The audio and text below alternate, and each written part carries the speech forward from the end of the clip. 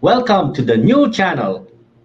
Our passion transforms a community that sees and shares all things new.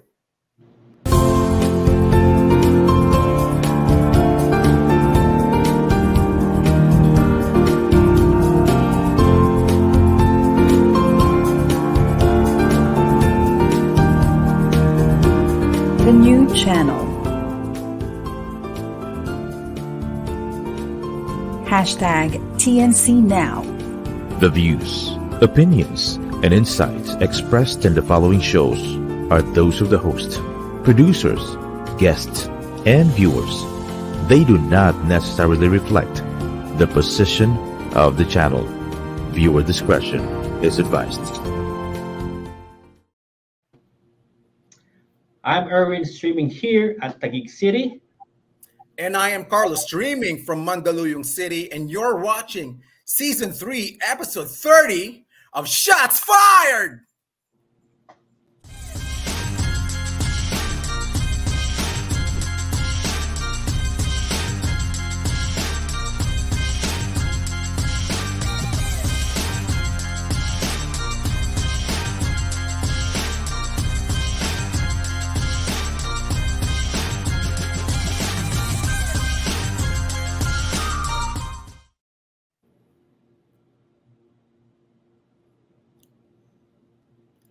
Good evening or good afternoon mga ka-Shots Fired. Pili kayo, hindi na importante yon. Dahil kung saan-saang lugar na tayo napapanood ng mga ka-Shots Fired natin. Brother Erwin, kamusta ka na? Tama ka doon, Carlo. Okay lang ako. How are you, Carlo? Par. Hindi na ako natutulog, par. This weekend, a lot has happened from basketball to wrestling sa lahat na. Maski anong oras na. At dumagdag pa yung PBA nag-opening kahapon, par. So, sobrang excited. Discard na natin, guys. Hindi lang tayo puro NBA. Siyempre, mahal natin ang PBA. Kahapon, nag-start ang season ng PBA. Matagal na bakante tayo, bro. Matagal na bakante.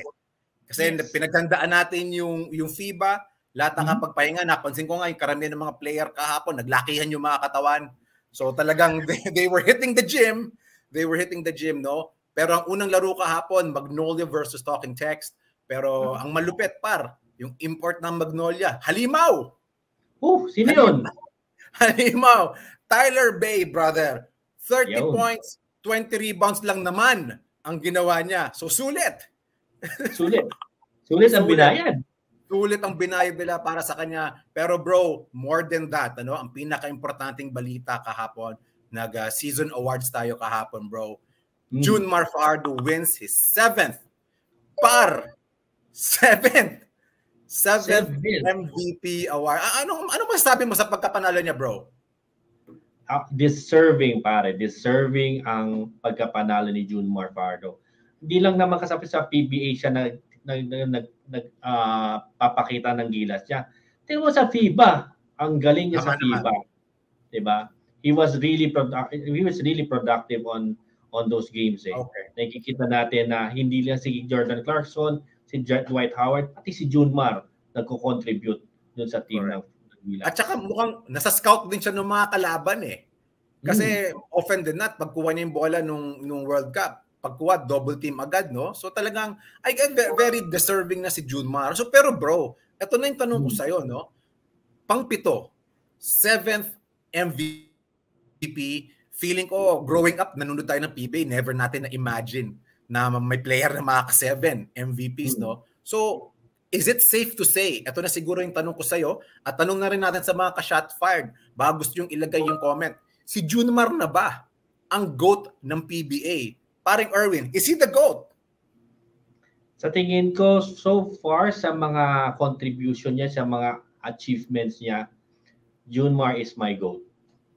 Kasi nakikita natin yung pagiging MVP niya sunod-sunod Sunod-sunod magiging MVP niya So it really tells how achieve si Junmar dun sa PBA. Okay. Nakatulong kaya na nasa isang team lang siya the whole time? Nakatulong kaya yon, isang organization? I think Carlo, nakatulong kasi He is well known how he runs the ball, how yung skill sets niya, kilala siya kung paano siya gamitin ng team. Hindi katulad ng sabihin natin i-trade siya so back to zero na naman siya. He needs to adjust to the team that he will be traded. Pero for Junmar, he will I think he will be San Miguel forever. Oh, mukha naman. Wala naman atang gustong umalis sa San Miguel eh. Yun ata yung mas mahirap. Ayaw umalis sa San Miguel, no? Pero, brother, no? Again, ang hirap hindi tumanggi sa achievements, no? 7 MVPs, hindi tayo kukontra dyan. Pero sa akin, para sa pasensya na mga idol, mga fans ni Junmar, pero para sa akin si Alvin pa rin eh. Si Alvin Patrimo, si captain pa rin, si Lionheart pa rin ang GOAT ng PBA. Walang kupas, bro. Hanggang ngayon, kahit manager na siya ng Magnolia, pag may mga functions, mas marami pa nagpapa-autograph sa kanya kaysa doon sa mga current players, no? But kidding aside, no, in terms of accomplishment, 4-time MVP si Alvin, no? Para sa akin, siya pa rin yung GOAT. Bakit? Kasi si Alvin, naabutan niya yung transition between yung purong Pilipino at nung nagdaratingan na yung mga Phil-Ams, no?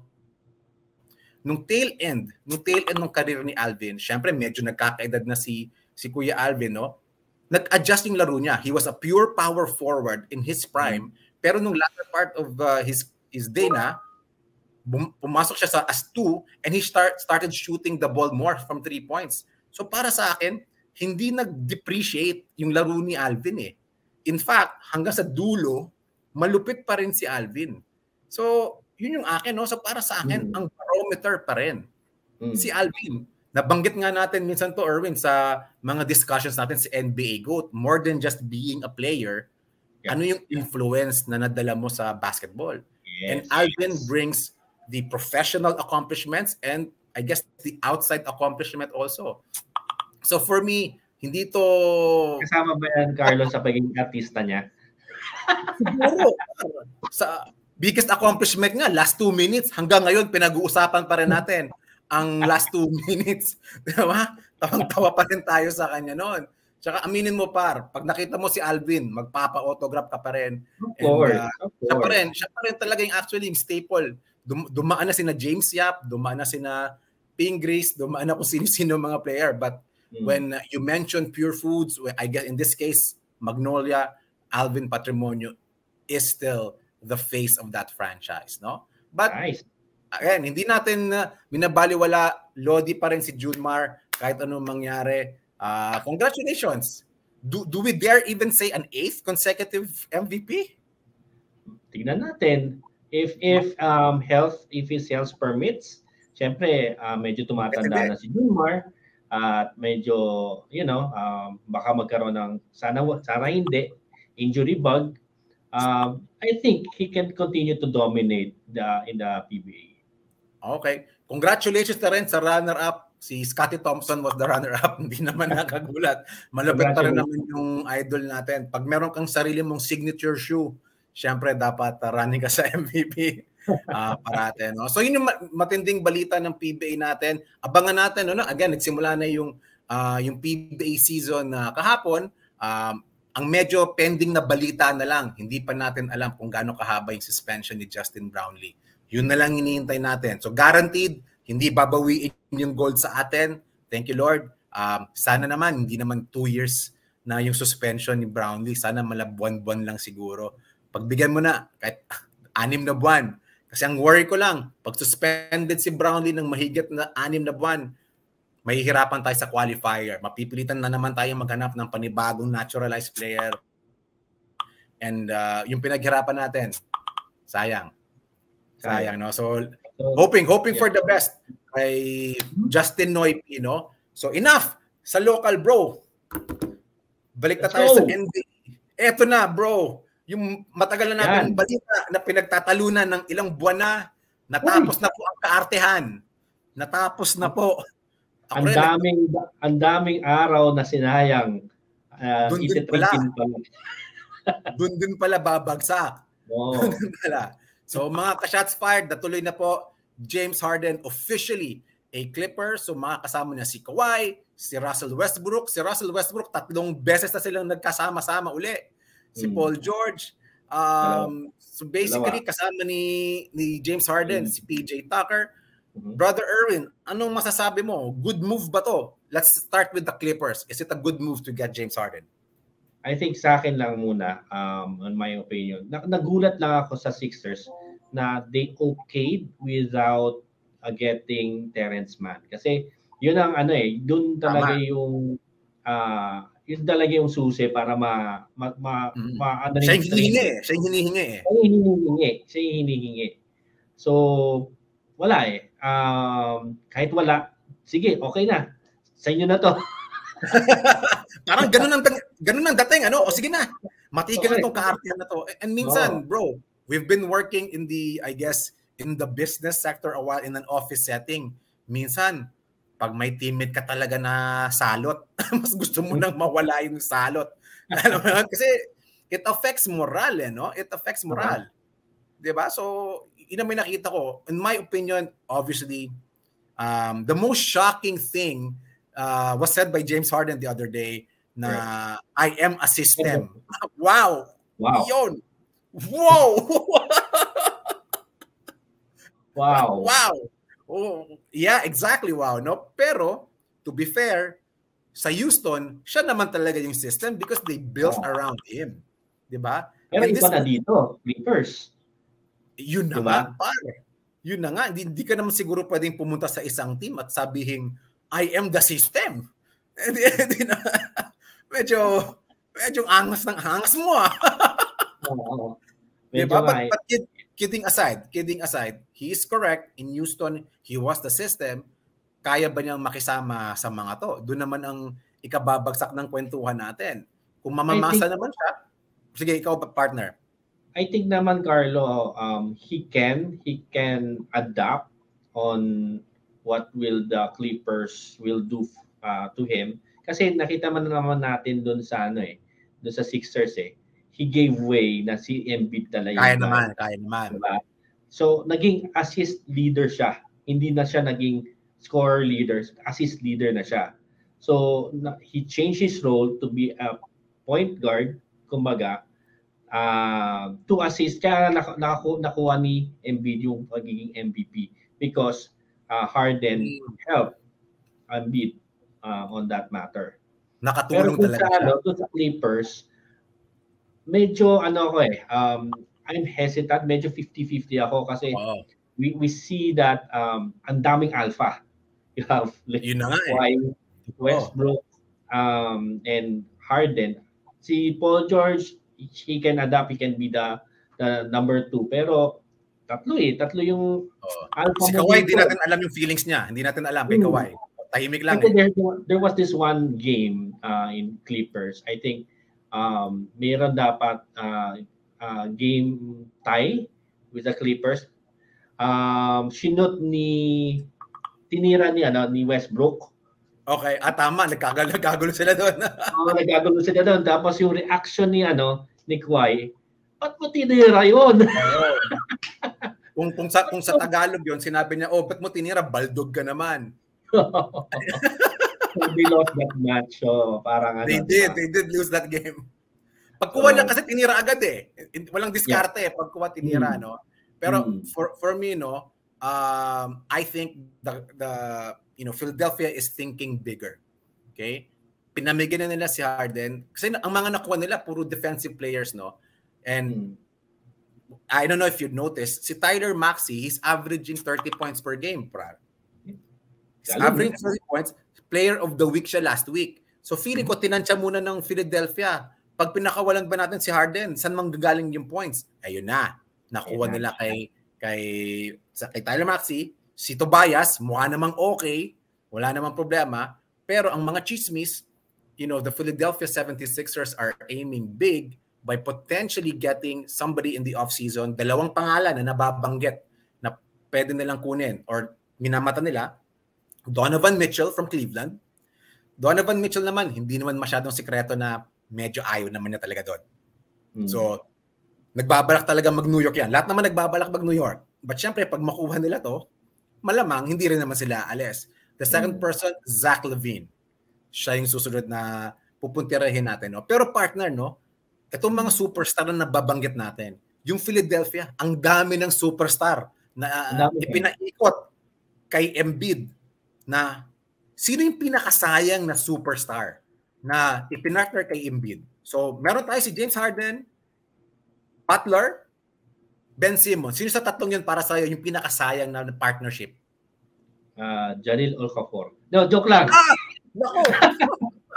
Joke lang. Si Jimmy Butler syempre. Pero solid yung Okafor mo, bro. Solid yung Okafor. Gusto ko yun. So Jimmy Butler. Jimmy Butler. Kaya nga sinabi ni Jimmy Butler, 'di ba, nung nasa Miami na siya. Tobias over me. Classic, no? Classic 'yun. Classic 'yun. So nung lumipat siya sa Miami, 'di ba? Nag-finals agad yung Miami. Ibig sabihin kayang buhati ni Butler yung team. Ikaw Carlo, sinong nakikita mong nakakasanay na sayang talaga? Ang ganda ng sinabi mo. Actually, medyo agree ako sa sinabi mo kasi nakadalawang finals appearance si Butler, no? With Miami since moving. Tsaka nakita mo rin yung mga teams na iniwan ni Butler nung umalis siya, Minnesota, nung umalis siya, basura. Chicago, umalis siya, basura.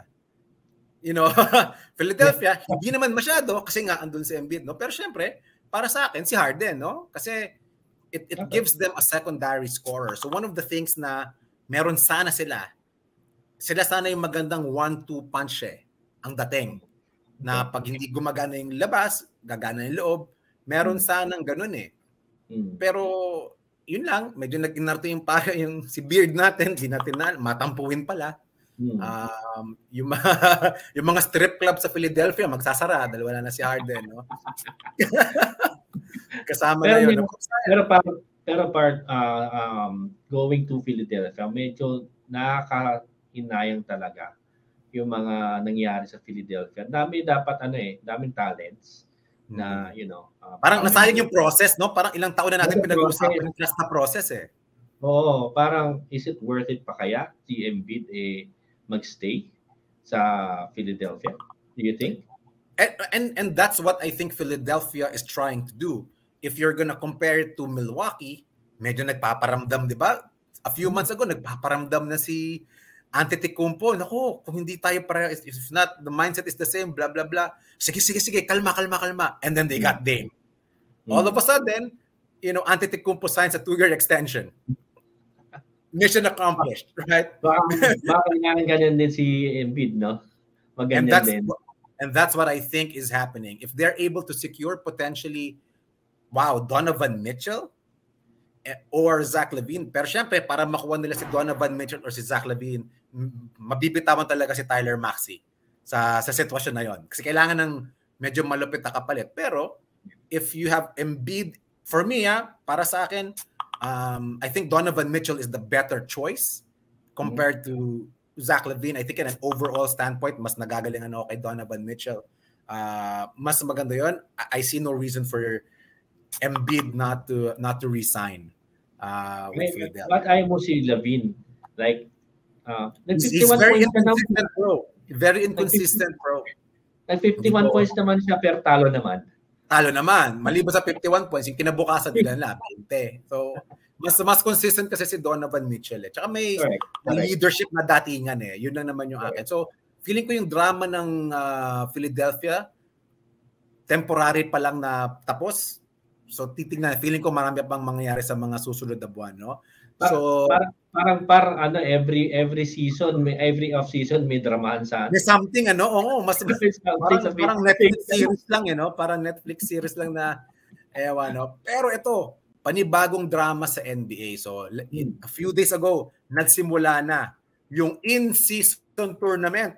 Alam mo ba 'yon, bro? Ano ba 'yon, pare? Pero bago natin yung detalye ng in-season, ito yung mga bagong basketball court, yung mga sahig nila, bro. Ang kukulay, ang sakit sa mata. Patingin nga nung iba, ito yung bracketing natin sa East at sa West. Can we see some of the other courts na medyo okay? Yan, medyo simplihan lang natin. Medyo yung theme, medyo mas maganda dito. Particularly, I like the Boston one. I think it's pretty neat. New York, simple lang. Next natin po. Yan, Diyos ko, napakadilaw. Nakadilaw, no? Ano yung pinakapangit na court? Sorry, pasensya na. Ano yung anong hindi mo nagustuhan na court, bro? In Chicago, hindi ko masyadong makulay, masyadong ano sa mata. Baka kaya nagmintis si Zach Lavine. Ay, mo ko.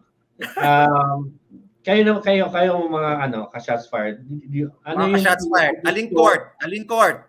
Ang pinakapangit dito. Pinakamaganda sa inyo. Yan. Sige, yung maganda. Positive nga pala tayo. Positive. Yung maganda na lang ang ilagay natin. Pero kidding aside, itong in-season tournament, very interesting, no? Si Adam Silver, brother, he's known for innovation. Yeah. Right? Since na naging commissioner siya ng NBA, he made a few changes. One, nagkaroon tayo ng play-in tournament, which is exciting, no? Imbis na 8 teams, 10 teams, maglalaban yung mga nasa baba. Binago na ng konti yung All-Star. Tamang okay naman. This year, magre-revert tayo sa East versus West. Pero itong in-season tournament, bro, there are 2 main objectives para doon sa in-season tournament. One, yung mga initial games natin, no? October, November, magkaroon ng konting saysay. Kasi napapansin nila, the interest of people during the regular season medyo mababa. Yeah. Diba? Kailan tayo nagiging interested? Maraming bandwagon fans. Marami tayong ganyang kaibigan, bro. Nakakausap na lang natin yan pagdating sa NBA, Abril na. Okay. Diba? Last year, ano ba sila? Pag-playoffs na. 5 years ago, puro sila Cleveland, puro sila Golden State. Ngayon, bilang Denver na sila. Ay, yung mga ganong fans, bandwagon. Diba? Maraming kailangan ganyan. Diba? Pero tanungin mo sila sa October, November, wala silang may sasagot. Ang point is that they want to raise interest during the regular season. Hence, yung in-season tournament. Maliban doon, may mga incentives yan para sa mga players. With the end game, ibebenta nila yung in-season tournament sa isang network. Para until lalaki pa yung kita ng NBA pagdating sa in-season tournament. So yun yung pinaka-objective nila dito.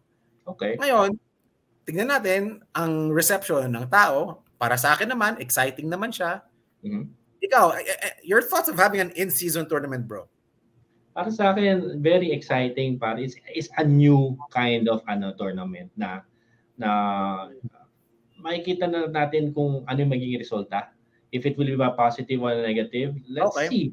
Let's see, pare. I cannot share too much na kung anong magiging pero gusto ko watch and tingnan lang natin kung ano mangyayari. Okay. Ang importante dito, guys, may mga nagtanong din sa akin, Carlo, counted ba tong mga laro na to sa regular season games? Opo, counted yan. Hindi siya hiwalay na tournament. Yes. So it is basically a tournament within a tournament. They pre-selected certain games, nag-bracket sila. So ito po yung bracketing natin. 3 grupo, hindi naman lahat kasali. Yung mga medyo importante lang. So medyo strategic din to, yung mga piniling mga laro. So wala ka masyadong makikitang butaw na teams dito. No offense. So they really selected the top tier teams. Kasi nga, with the objective of gaining more interest in the regular season. Yeah. Para sa akin, bro, okay naman siya. However, if the objective of the NBA is to gain more people and siguro interest long term, maybe the NBA should think about shortening the season na. Kasi kung wala naman nanulit talaga noong October, November, ay aminin natin, yung mga bandwagon fans, hindi nila mapapanood yan. Diba? Maybe shortening it to 70 games. Hindi kaya mas bababa pa yung revenue ng NBA niyan? Kasi remember, Carlo, meron mga season ticket holders mga to. Okay, so that's fair. That's fair. Pero ang akin naman, bro, if the idea is for them to get interest higher, hindi ba minsan pag hindi natin nakikita madalas, mas kini-crave natin siya? So instead of having 82 games, kung 70 lang siya, sabihin natin 4 ang laro ng Houston ko in a year. Kung 2 na lang, di papanoorin ko talaga yung 2. Kahit anong mangyari. It's a different angle to it if the objective is to gain more interest. But for sure, kahit naman mangyari, kikita naman yan So pag nabenta pa nila yung rights nito in-season tournament, let's see. It must be an exciting thing for them to see. If it will be a positive income and everything, I'm happy for the NBA that they did on this in-season tournament. Yeah, I mean, if again, we could have a lot of ideas. Another potential idea, extending the team. How about having more games in Europe, more games in Asia, as in regular season game, hindi yung mga summer games lang. Kasi nagka-summer game na sa atin dito, Indiana Pacers versus Houston Rockets. Siyempre doon ako, bro. Pero hindi siya regular season game. So, again, I trust Adam Silver to be more innovative. This is a very innovative idea. Yun naman yung gusto natin sa kanya, very out-of-the-box thinker. Yeah. Business-minded talaga. Siyempre, kung paano kikita yung business mo. Ganun talaga yung I remember, Carlo, yung di ba, speaking of all-star games, siya yung nag-post na color drop, di ba, sa 3 points. Tama. Di ba? So, mga hindi natin naisip dati yan eh. Mga hindi natin naisip dati yan. So, tingnan natin, no? Kung di ako nagkakamali, don't quote me too much on this, by December 8 or December 9, may champion na dito sa in-season tournament na to. Mabilis lang yung yan. So, tingnan natin kung anong silbi na, no? And syempre, dahil pinag-uusapan natin nakatulong linggo na tayo. Pero Carlo, sige brother. Ayan, Carlo. Speaking of in-game, no, na napag-usapan natin yung may nagustuhan akong game in-game. Sige. In-game between what do you call it? In-season pala, sorry.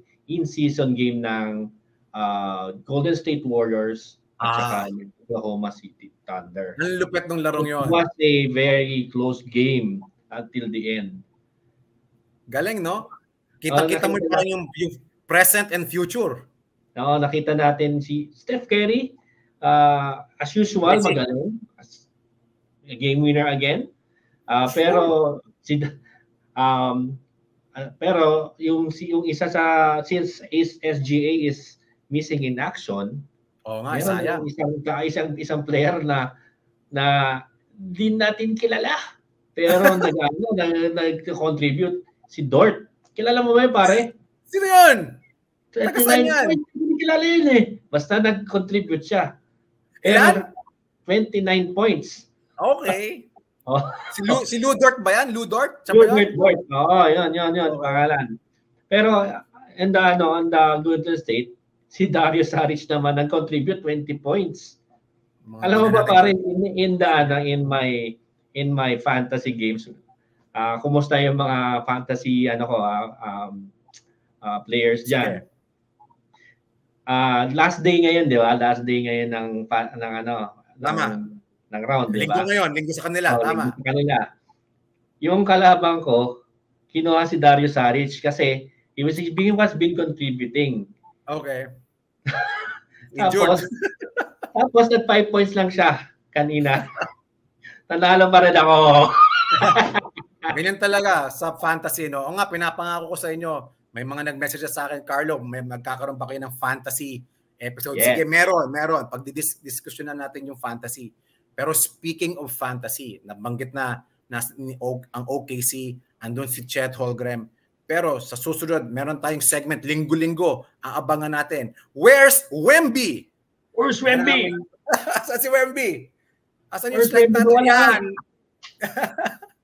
Guys. Umami na kayo. Ngayon lang ako na-excite ng ganito. Matagal-tagal na akong hindi na-excite ng ganito. Sumasabay-bay ng player. In fact, gumising ako kaninang umaga, 4:30 para panuorin ang San Antonio versus Toronto Raptors. Medyo sinayang ko yung panood ko.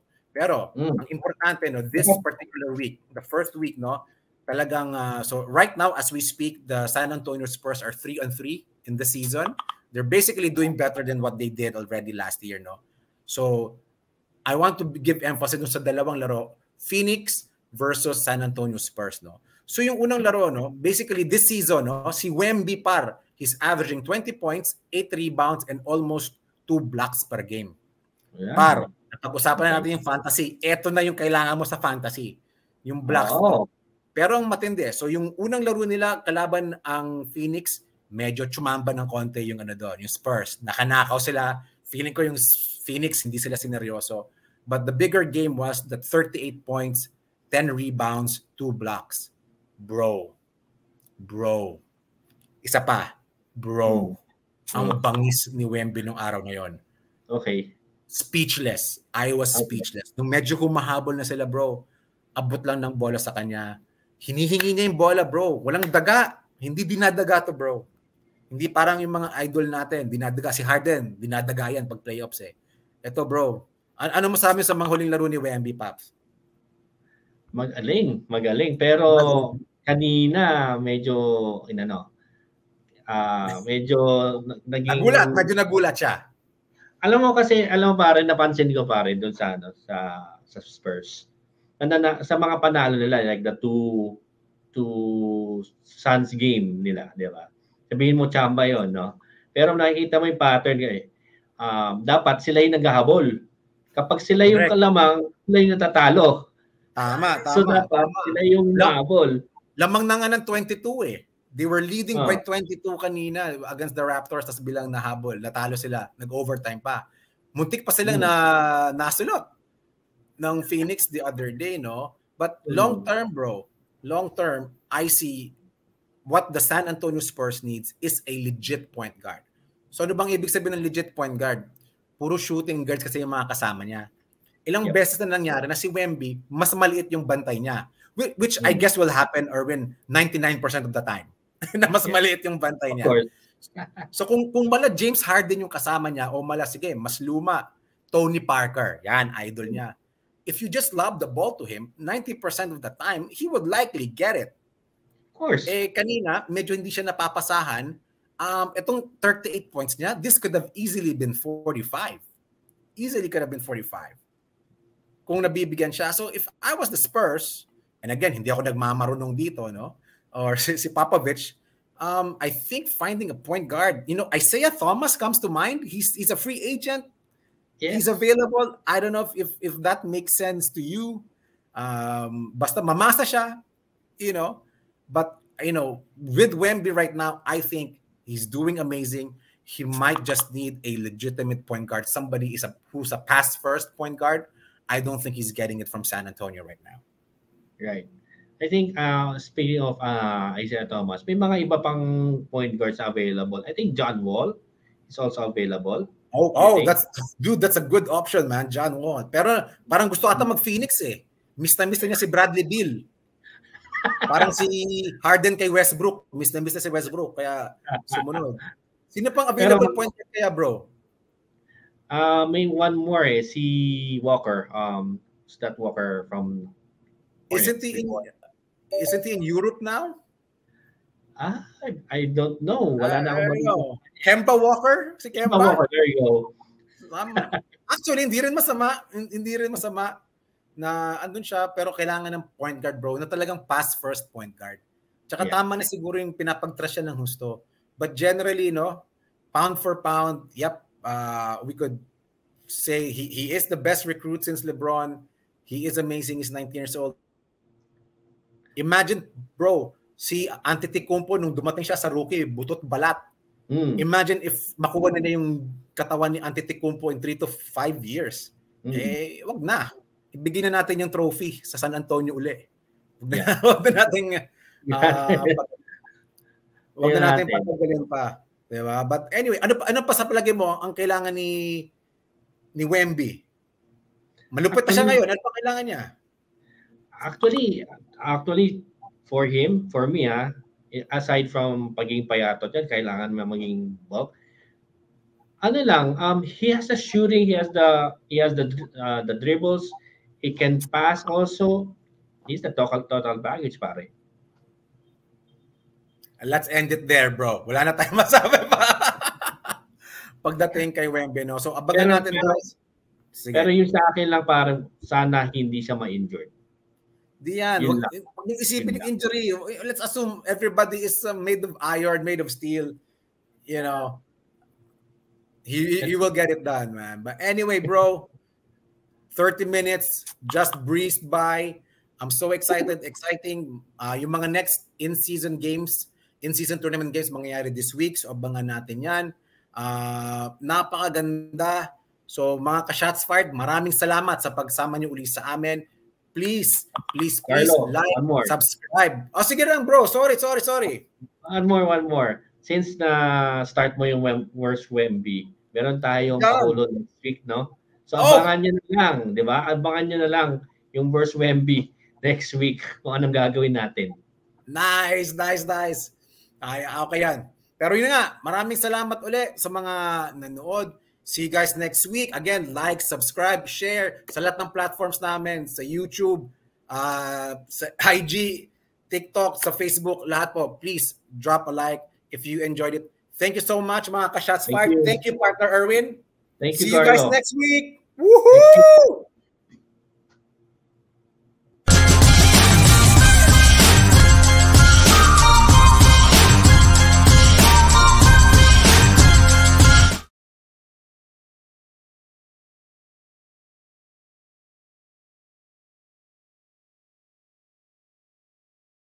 Ang 40D tumutulong patibayin ng vital organs, iwas sakit sa puso at iba pang sakit.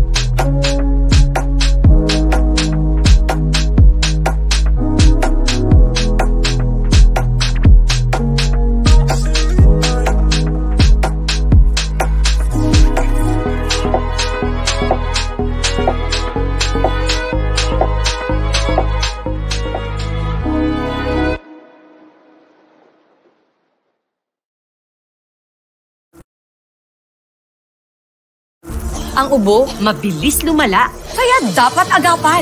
Dapat New Solmux Advanced Syrup. May 2 times zinc para ang ubo, imbis na lumala, tulungang mabilis mawala. New Solmux Advanced Syrup. Unilab yan.